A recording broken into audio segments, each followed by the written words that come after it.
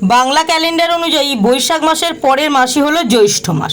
আর আমাদের সনাতন ধর্মে জ্যৈষ্ঠ মাস হলো এমন একটি মাস যে মাসে ভগবান শ্রীহরির পুজো করা হয়, মা ষষ্ঠী দেবীর পুজো করা হয়, মা লক্ষ্মী দেবীর পুজো করা হয় এবং তার সাথে মহাদেব অর্থাৎ ভোলা বাবার পুজো করা হয়।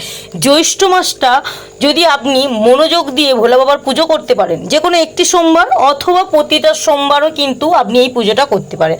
আমাদের বাঙালিরা প্রতি সোমবারই কিন্তু মহাদেবের পুজো করে, তবে কিছু নিয়ম আমাদের পালন করতে হয়।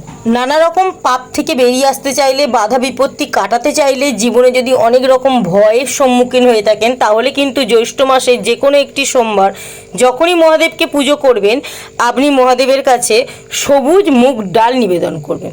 সবুজ মুগ ডাল বলতে মুগ কড়াই যে হয় সবুজ রঙের গোটা, সেই মুগ কড়াই আপনি জলে ভিজিয়ে রেখে একটা পান পাতার উপর মহাদেবকে নিবেদন করবেন। মহাদেবকে নিবেদন করার সময় মহাদেবের যে কোনো একটি মন্ত্র কিন্তু আপনি জপ করতে পারেন। জীবনে যদি কোনো ভয়ের সম্মুখীন হয়ে থাকেন, সবসময় যদি সেই ভয়টা আপনার পিছন না ছাড়ে, তাহলে মহাদেবের মহামৃত্যুঞ্জয় মন্ত্রটা কিন্তু জ্যৈষ্ঠ মাসের যে কোনো সোমবার নয়, প্রতিটা সোমবার কিন্তু আপনি 108 বার করে জপ করবেন। এতে কিন্তু আপনার ভয়টা আপনার থেকে দূরে চলে যাবে।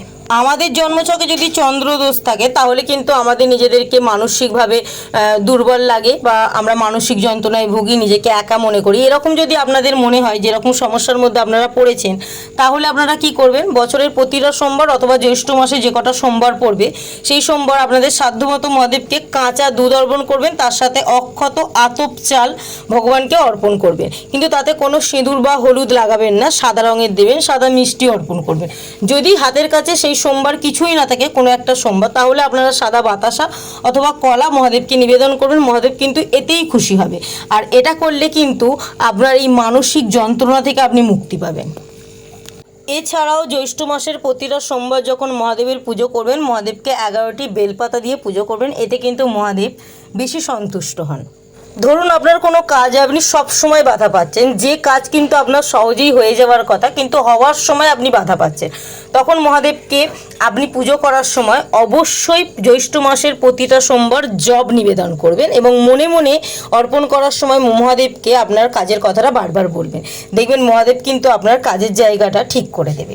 এছাড়াও আপনি যদি আপনার যে কোনো মনস্কামনা নিয়ে বছরের যে কোনো সোমবার মহাদেবের কাছে পুজো করেন, যে কোনো মনের ইচ্ছা নিয়ে, অবশ্যই 108টা নীল অপরাজিতা ফুল নিয়ে তার মালা তৈরি করে মহাদেবকে অর্পণ করবেন।